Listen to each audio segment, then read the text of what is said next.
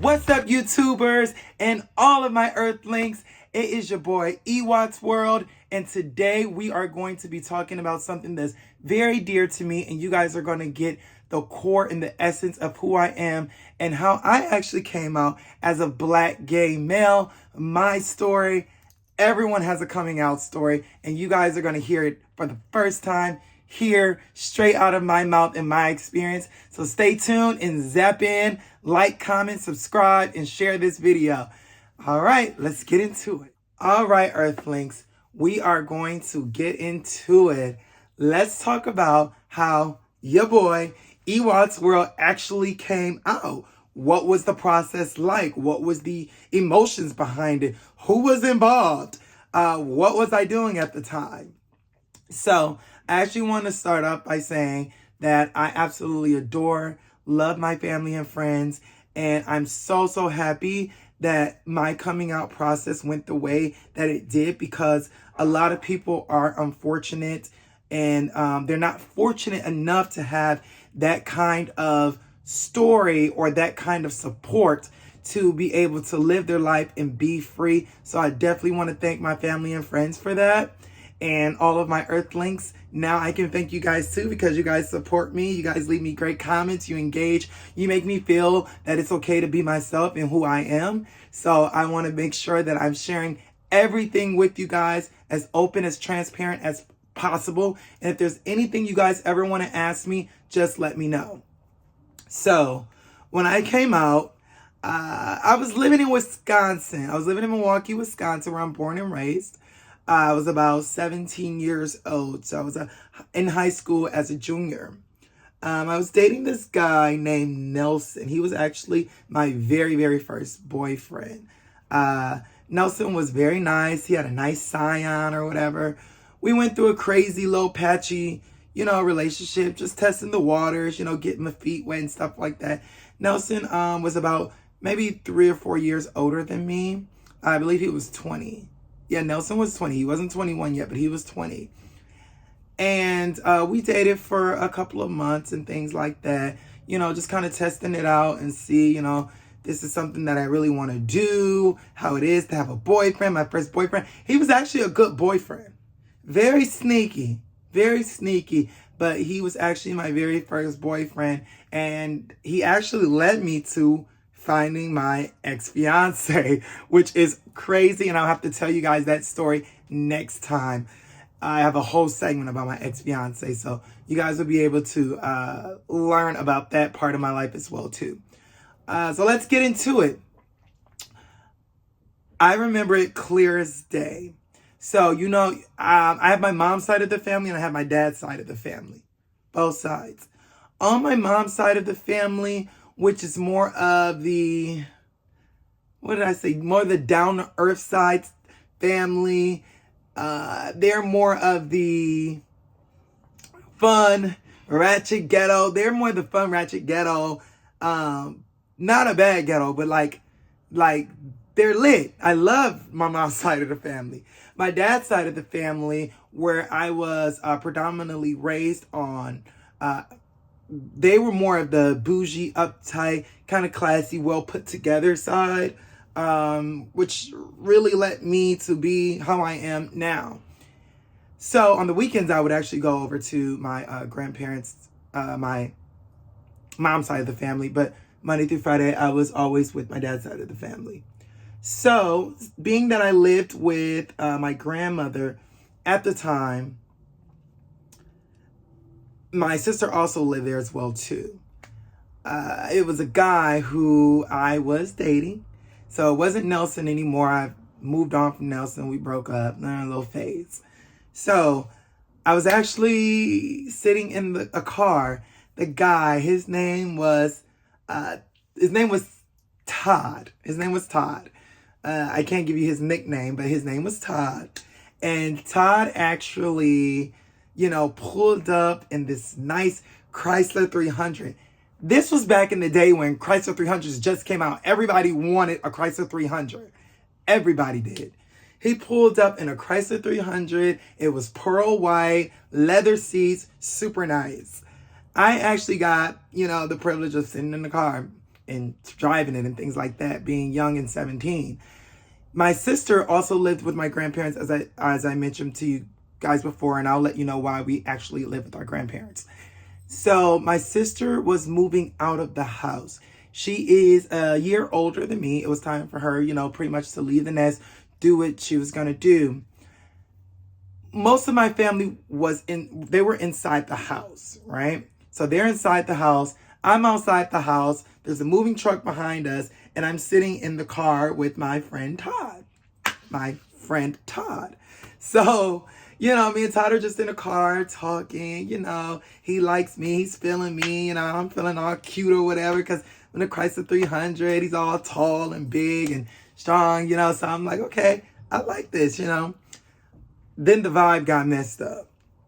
So I'm like, okay, I'm kind of nervous because my family's right behind me, like they're moving stuff in and out. All of a sudden, I hear a knock, on my window. I'm like, oh my gosh. Oh, who is it? Who is it? So it was actually my dad. And my dad knocked on the window.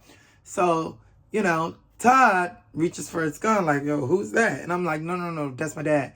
So Todd lets the window down.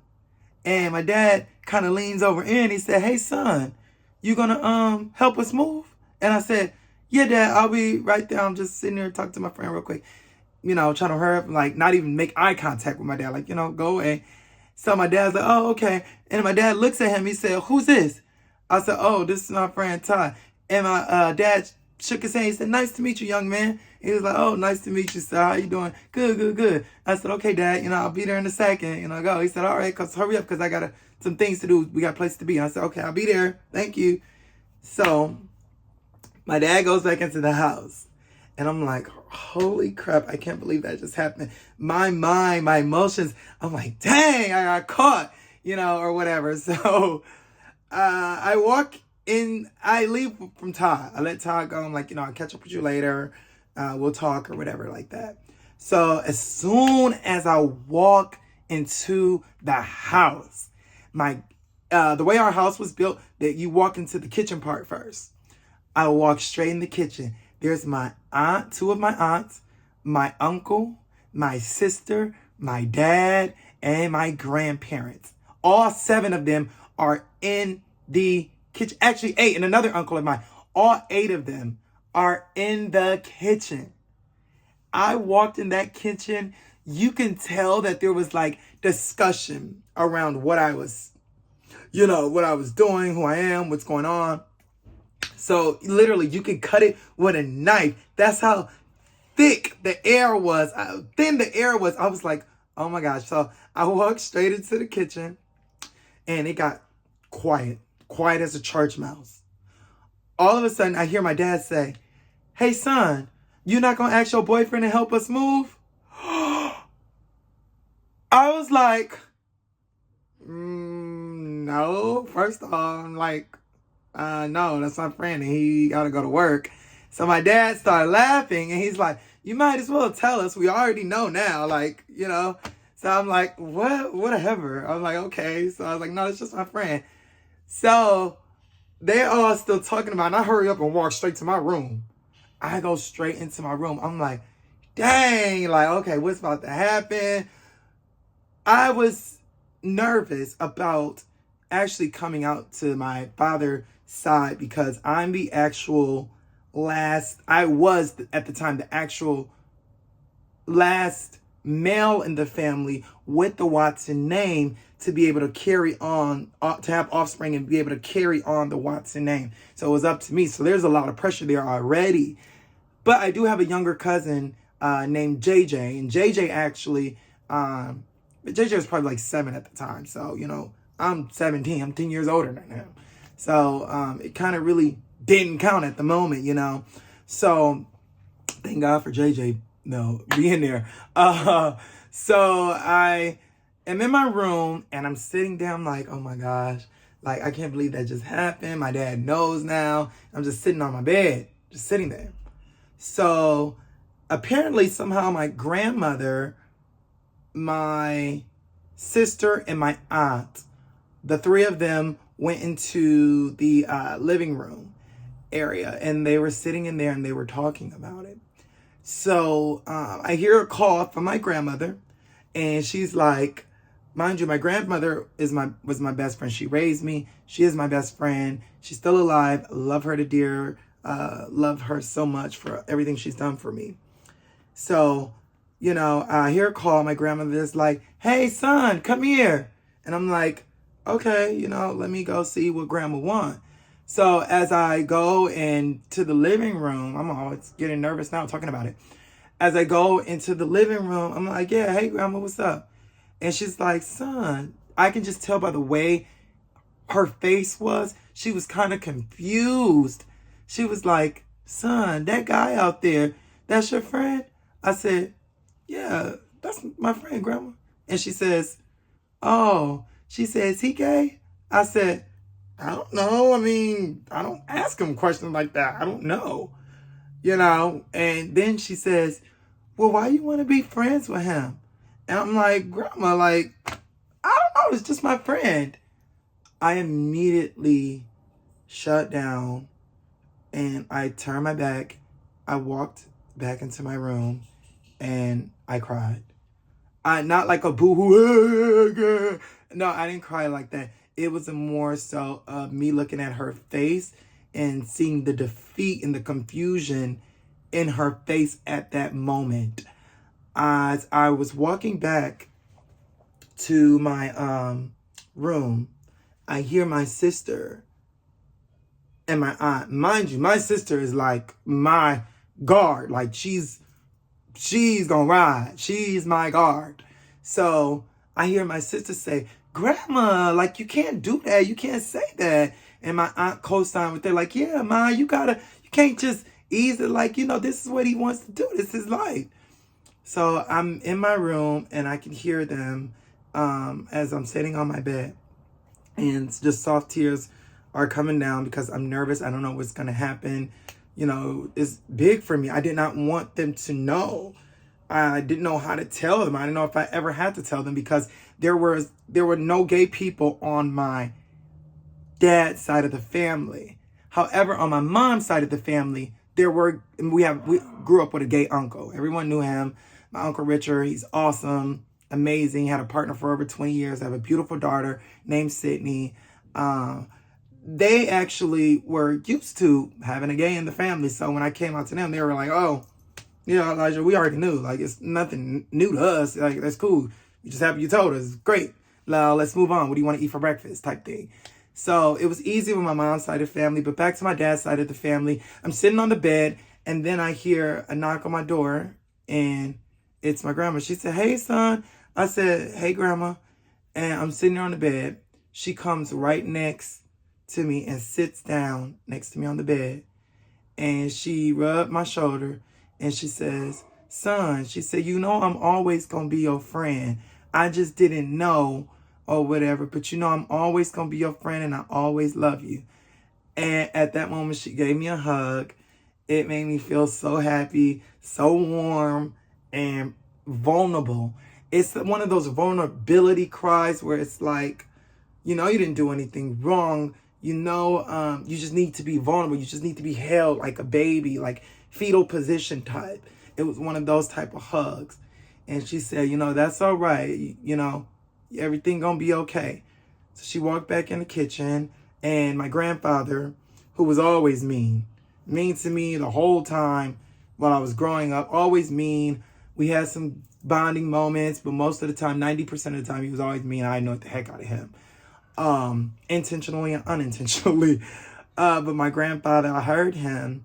He's old school from Mississippi. They don't understand it. They don't agree with it. He will cuss you out. It's just very old school mind thinking.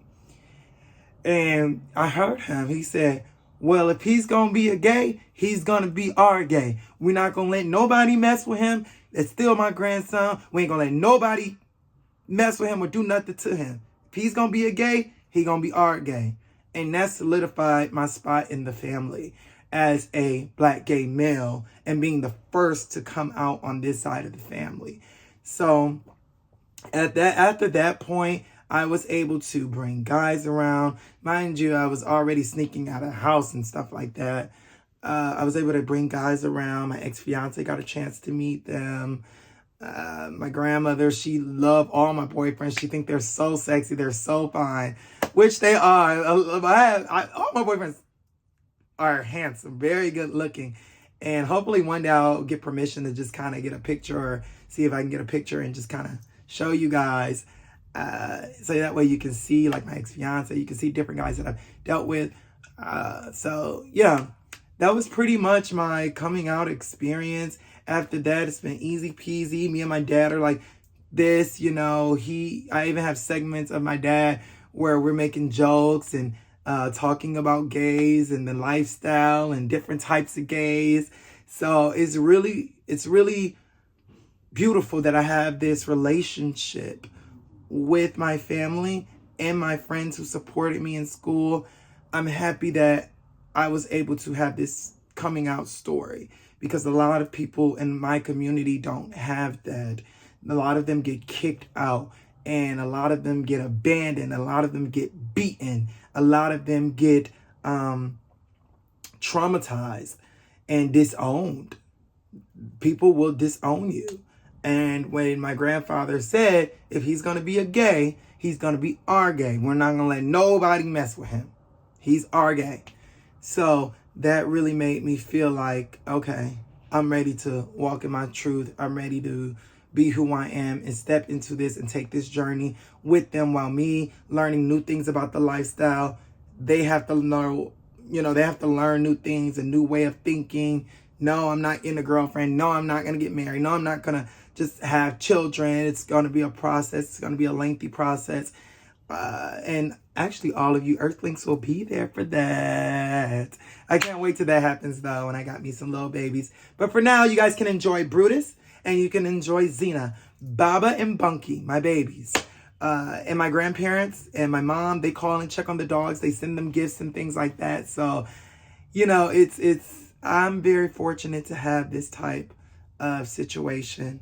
And if there's anyone out there who is dealing with this or knows someone who they may think is gay or afraid to come out, have them watch my story.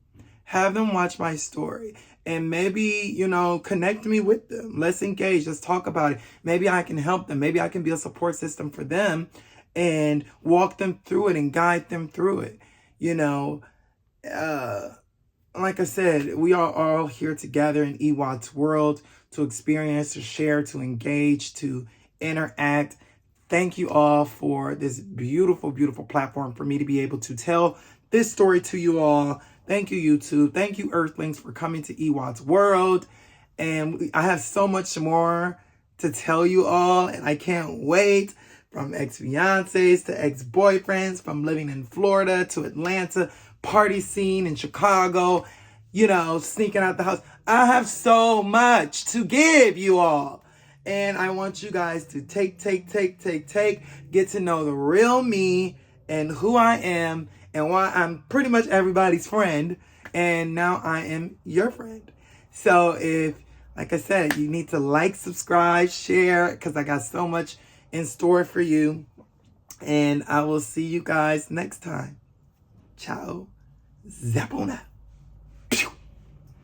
Thank you all so much for joining me today in EWATTS world. And now you all have a better understanding of how I am, the support that I have from my family, the support that I have from my friends, and how I actually became into EWATTS world and why I am how I am, the things that I do, the things that I say. So I'm so happy to be able to share that experience with you. Maybe you all know someone close to you who is going through the same thing, and you can kind of be their support system as well too, as my family and friends were for me. Thank you so much. Again, like, comment, share, and subscribe. Thank you, Earthlings, for zapping in. Until next time, I'll see you guys soon. Bye.